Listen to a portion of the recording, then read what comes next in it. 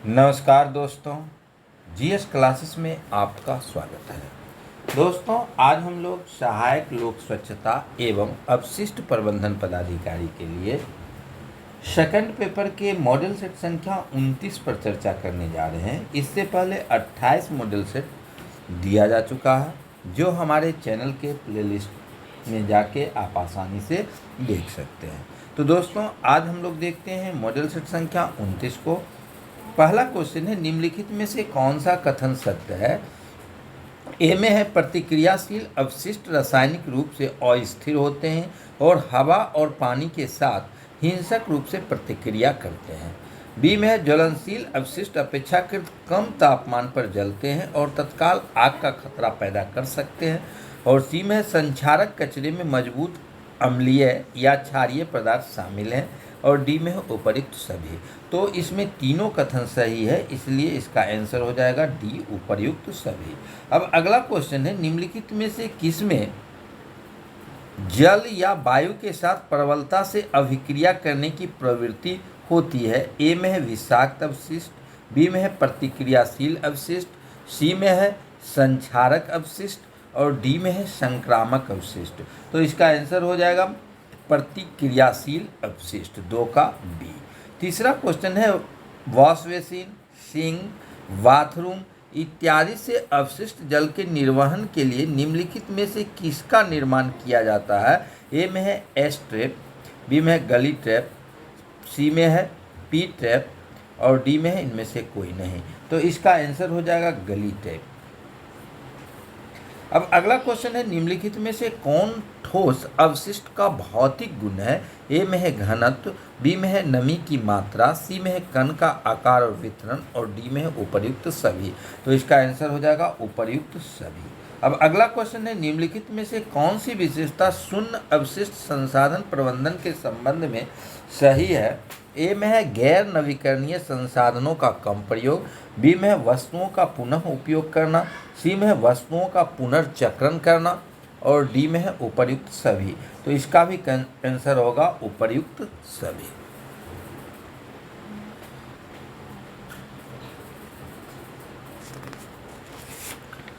अगला क्वेश्चन है, शून्य अवशिष्ट प्रबंधन के बारे में निम्नलिखित में से कौन सा कथन सत्य है? ए में है प्रत्येक प्रकार के कचरे का अलग संग्रह, बी में है स्रोत पर कचरे का पृथक्करण, सी में है सामुदायिक भागीदारी और डी में है उपर्युक्त सभी। तो इसका आंसर हो जाएगा उपर्युक्त सभी। अब अगला क्वेश्चन है, विंकलर विधि से निम्नलिखित में से किसका मापन किया जाता है? ए में है जल में विलीन ऑक्सीजन की मात्रा, बी में है जल की कठोरता, सी में है फ्लोराइड की मात्रा और डी में है क्षारीयता। तो इसका आंसर होगा जल में विलीन ऑक्सीजन की मात्रा। अगला क्वेश्चन है, निम्नलिखित में से कौन सी गैस लैंडफिल कचरे से उत्पन्न होती है? ए में है बायोगैस, बी में है प्राकृतिक गैस, सी में है तरल पेट्रोलियम गैस और डी में है उपरोक्त सभी। तो इसका आंसर हो जाएगा उपरोक्त सभी। अगला क्वेश्चन है, 1952 ईस्वी में घटित लंदन स्मोक प्रकरण के निम्नलिखित में से कौन सा रसायन जिम्मेदार था? ए में सल्फर डाइऑक्साइड, बी में सल्फर, सी में सल्फर ट्राइऑक्साइड और डी में सल्फर ऑक्साइड। तो इसका आंसर हो जाएगा सल्फर डाइऑक्साइड।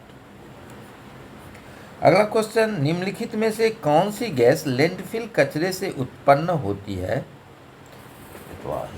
इसमें उपरोक्त सभी हो जाएगा। अगला क्वेश्चन है, भारी वर्षा के पानी को छतों, पार्किंग स्थलों, सड़कों और राजमार्गों से जल के अफवाह का निर्वहन स्थल तक ले जाने के लिए निम्नलिखित में से किसका उपयोग किया जाता है? ए में है अवशिष्ट जल सीवर, बी में है जल सीवर, सी में है वेग सीवर और डी में है सैनिटरी सीवर। तो इसका 11 का आंसर होगा वेग सीवर।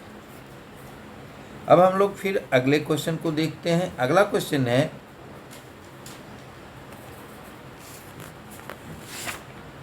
व्यक्तिगत स्तर पर कचरे को कम करने के लिए निम्नलिखित में से किसका प्रयोग किया जा सकता है? ए में है जलन, बी में है निपटान, सी में है रिसाइकलिंग और डी में है स्रोत में कमी। तो इसका आंसर होगा स्रोत में कमी करके जो है अब अगला क्वेश्चन है, निम्नलिखित में से कौन सा कारण दबे हुए ठोस कचरे में कार्बनिक पदार्थ के लिए उत्तरदायी है? ए में है पानी के प्रवाह से, बी में मिट्टी के कणों द्वारा, सी में सूक्ष्म जीवों की क्रिया द्वारा और डी में है ऑक्सीकरण की क्रिया द्वारा। तो इसका आंसर होगा सूक्ष्म जीवों की क्रिया के द्वारा। अब अगला क्वेश्चन है, निम्नलिखित में से कौन सा कथन सही है? जल में फ्लोराइड की मात्रा 1 मिलीग्राम प्रति लीटर से कम होने पर दांतों में खोखलापन उत्पन्न होता है। बी में है, जल में फ्लोराइड की मात्रा 1.5 मिलीग्राम से अधिक हो तो दांतों में पीलापन आ जाता है। सी में है, जल में आदर्श फ्लोराइड की मात्रा 1 मिलीग्राम प्रति लीटर से 1.5 मिलीग्राम प्रति लीटर के बीच है। और डी में है उपरोक्त सभी। तो इसका आंसर हो जाएगा उपरोक्त सभी, क्योंकि तीनों कथन सही है। अगला क्वेश्चन है, निम्नलिखित कथनों पर विचार कीजिए। ए में शहरी विकास मंत्रालय के अनुसार पीने योग्य जल का तापक्रम 4 डिग्री से 10 डिग्री सेंटीग्रेड तक है। बी में है, जल में संपूर्ण ठोस पदार्थ 500 से 1500 मिलीग्राम प्रति लीटर है। सी में है, जल का स्वीकार्य पीएच मान 6.5 से 8.5 है। और डी में है, जल की कठोरता 100 mg प्रति लीटर स्वीकार्य है। तो इसमें ए में है केवल 1 सही है, बी में है 2 और 3 सही है, सी में है 1, 2 और 3 सही है और डी में है 1, 2, 3 और 4 सही है। तो इसका चारों विकल्प सही है, इसलिए इसका आंसर हो जाएगा डी। अगला क्वेश्चन है, निम्नलिखित में से कौन सा कथन सत्य है? ए में है, पीने योग्य जल में क्लोराइड की मात्रा 200 मिलीग्राम प्रति लीटर है। बी में है, पीने योग्य जल में तांबा की मात्रा 0.05 ppm है।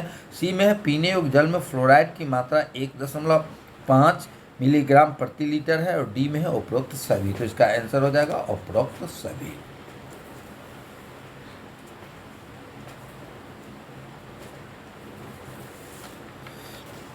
अगला क्वेश्चन है, एक तरल अवशिष्ट को ज्वलनशील चरित्र प्रदर्शित करने के लिए फ्लैश पॉइंट कितना डिग्री सेल्सियस होना चाहिए? इसमें है 60। अब अगला क्वेश्चन है, स्थान सिंक, वॉशिंग मशीन और अन्य रसोई उपकरणों से अपेक्षाकृत साफ अपशिष्ट जल को डैश कहा जाता है। ए में है काला पानी, बी में है पीला पानी, सी में है ग्रे पानी और डी में है इनमें से कोई नहीं। तो इसका आंसर हो जाएगा ग्रे पानी। अगला क्वेश्चन है, मल युक्त अपशिष्ट जल को क्या कहते हैं? ए में है काला पानी, बी में है ग्रे पानी, सी में है पीला पानी और डी में है लाल पानी। तो मल युक्त अपशिष्ट जल को पीला पानी बोलते हैं। अगला क्वेश्चन है, बाथरूम और शौचालय से निकलने वाला अपशिष्ट जल क्या कहलाता है? ए में है काला पानी, बी में है ग्रे पानी, सी में है पीला पानी और डी में है लाल पानी। तो इसको कहते हैं बाथरूम और शौचालय से निकलने वाले अपशिष्ट को काला पानी। अब अगला क्वेश्चन है, सार्वजनिक जल आपूर्ति के लिए नाइट्रेट की अधिकतम मात्रा अनुमेय सीमा है। इसका आंसर हो जाएगा 10 mg प्रति लीटर। अब अगला क्वेश्चन है, उत्पन्न खतरनाक कचरे के सुरक्षित निपटान के लिए कौन सा जिम्मेदार है? ए में जनरेटर, बी में रिसीवर, सी में अवशिष्ट सुविधा और डी में TSDF। तो इसमें हो जाएगा जनरेटर।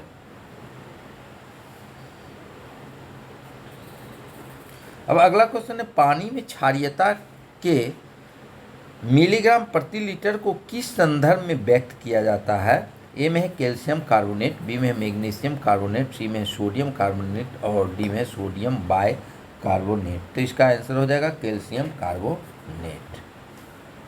अगला क्वेश्चन है, पर्यावरण प्रभाव आकलन किया जाता है परियोजना से पहले, बी में है परियोजना के बाद, सी में है परियोजना के दौरान और डी में है परियोजना के जीवन चक्र में किसी भी समय। तो इसका होगा परियोजना से पहले। अब अगला क्वेश्चन है, एक भस्मक सुविधा में बाहरी सुरक्षा ऑडिट कितने वर्ष में एक बार किया जाता है? तो इसको 2 बार किया जाता है। तो इसका आंसर हो जाएगा बी।